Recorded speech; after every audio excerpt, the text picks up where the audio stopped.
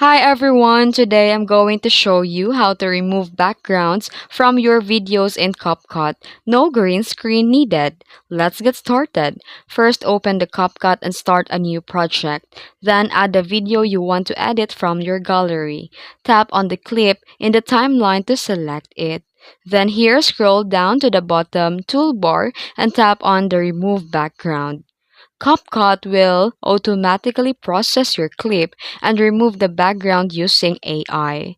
You can now place your subject over any background, image, or video. Just add it as the base layer or use overlay. And if you want a cleaner cut, you can also use chroma key or mask tools for more control. And that's how easy it is to remove the video backgrounds in CapCut. If this video helped you, don't forget to like and subscribe for more quick editing tutorials. Thanks for watching!